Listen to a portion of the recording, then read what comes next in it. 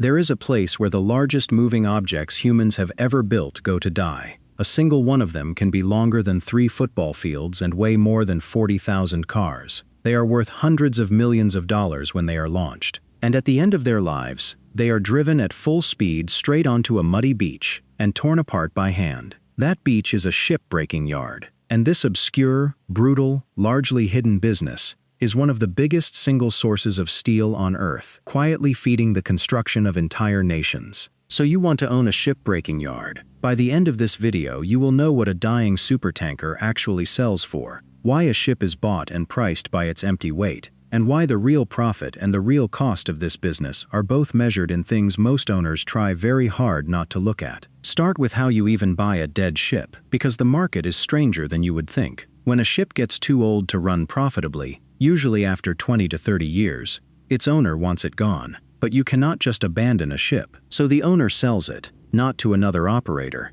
but to a scrap dealer, for its value as metal. These deals run through specialized middlemen, cash buyers and brokers based in London, Dubai, and Singapore. They buy the doomed ship from its owner and resell it to a breaking yard, often changing its flag along the way. You rarely buy straight from the shipping line. You buy through the chain. And here is the first strange thing. A ship is not priced by its size, its speed, or what it once cost. It is priced by its empty weight. This industry measures a ship in light displacement tonnage, the weight of just the steel and machinery, and multiplies it by a scrap price per ton. So a dying supertanker, a floating mountain of steel, might sell for millions, based purely on how many tons of metal can be pulled out of it. And most of these ships sail to the yard under their own power on their final voyage, so the buyer does not even pay to tow them. The ship delivers itself to its own grave. Now, what actually arrives when a dead ship lands on your beach? First, you inherit the beach itself and the method. In the biggest yards of South Asia,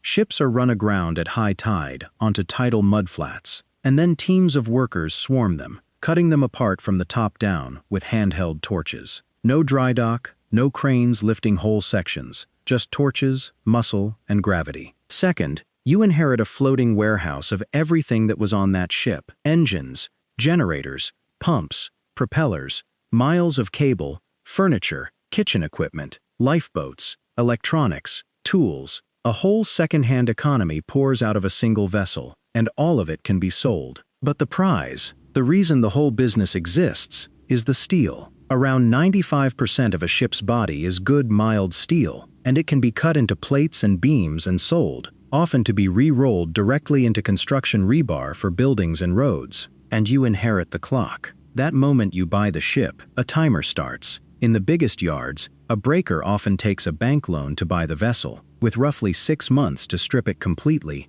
and sell the steel before the loan comes due. Every day the ship sits half-cut is a day of interest with no return. So where does the money actually come from? There are 3 layers, and one dwarfs the rest. Layer 1, and the giant, is the steel. This is the whole game.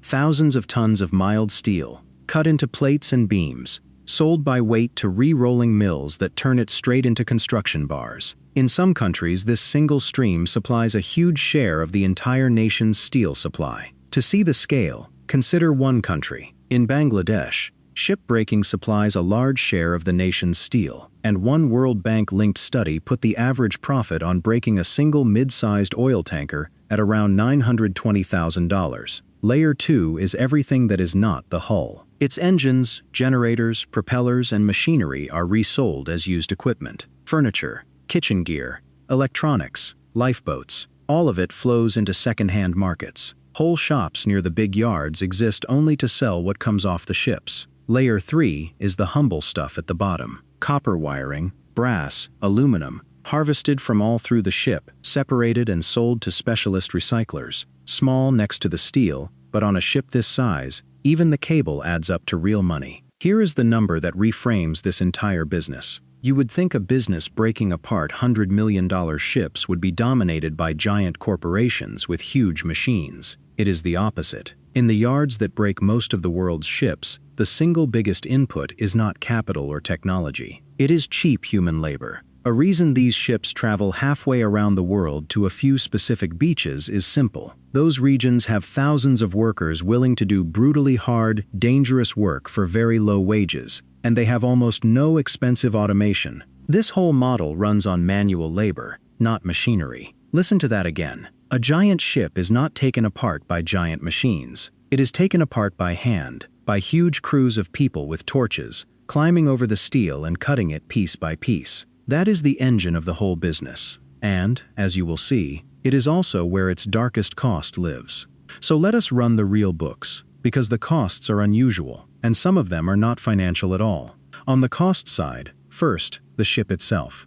Buying the vessel is by far the largest expense, and it is usually financed with a short-term loan, so interest is ticking from day one. Buy a ship when scrap steel prices are high, then watch prices fall before you finish cutting, and your profit can vanish entirely. Second, labor. Thousands of workers cutting, carrying, and sorting. Individually, the wages are low, the entire reason the industry sits where it does, but across a huge crew working for months on one ship, payroll is still a major, constant line. Third, the hazardous materials. Older ships are full of dangerous substances, asbestos, toxic paints, oil, fuel residue, chemicals. Handling and disposing of these safely and legally is expensive, and in the yards that skip that cost, the price is paid instead by the workers and the coastline. And the heaviest cost on this ledger is the one no invoice ever shows. This is one of the most dangerous jobs in the world. Falling steel, explosions in fuel tanks, and toxic exposure kill and injure workers regularly.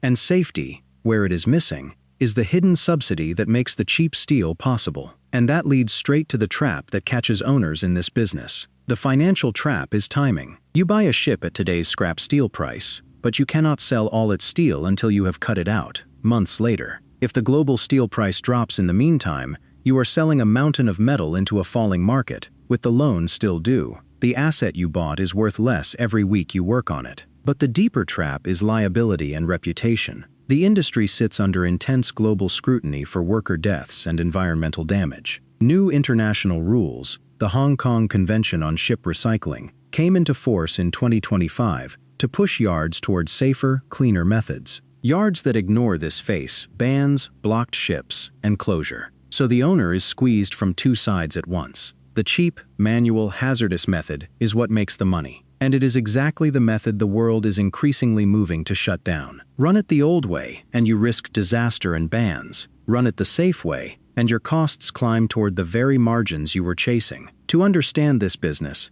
go back to a single accident on a beach in 1965. One version of the story begins when a large vessel was driven ashore by a storm near Chittagong, in what is now Bangladesh, and could not be refloated. Rather than waste it, people began cutting it up for its metal. A stranded ship became a steel mine. From that accident grew an entire industry. Today, a handful of beaches in Bangladesh, India, and Pakistan dismantle most of the world's retired ships. In the biggest Indian yard alone, tens of thousands of workers cut ships apart across miles of coast. A whole city built around the breaking of steel. And the reason it moved there is the same reason it stays. Decades ago, this work was done in wealthier countries. It moved to South Asia because the labor was cheaper and the rules were looser. And the steel it produces now helps build those same developing nations. Ships of the rich world are recycled into the buildings of another. So how does a ship-breaking yard actually fail? Sometimes catastrophically. Picture the common financial failure first.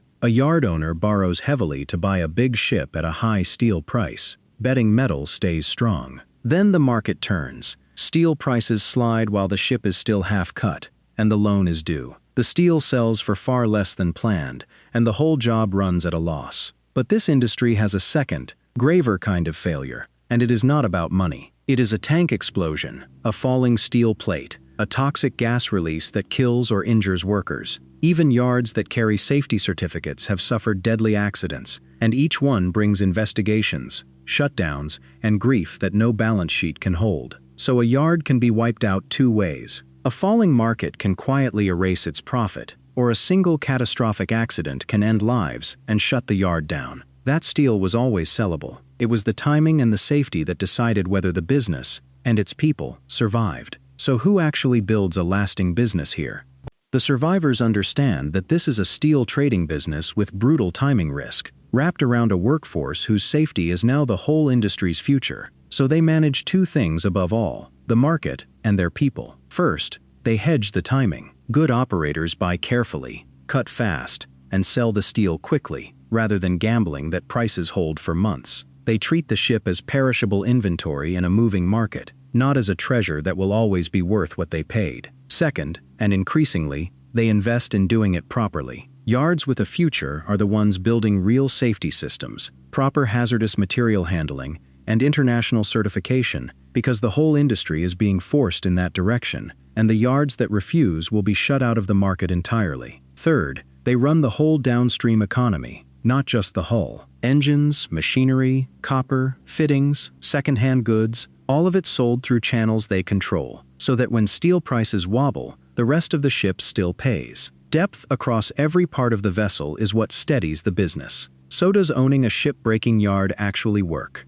Run both sides. The good version: you buy well, you cut fast, and you sell the steel before the market moves. You run the whole ship, hull, machinery, and metals, through channels you control, and you invest in real safety and certification, so no accident and no ban can shut you down. Done this way, it is a large, essential recycling business feeding a nation's steel. The bad version: you overpaid for a ship, the steel price fell while you cut, and the loan came due against a mountain of metal now worth less than you owe. You cut corners on safety to protect the margin, and one accident brought tragedy, investigation, and closure. That steel was real. The timing and the corners cut destroyed you. So the honest verdict: a ship-breaking yard is a real, enormous, and vital business. It recycles the largest machines we build into the steel of growing nations. But it is brutal, a leveraged bet on steel prices, run on human labor, shadowed by real danger to the people who do the work. That metal was always the prize.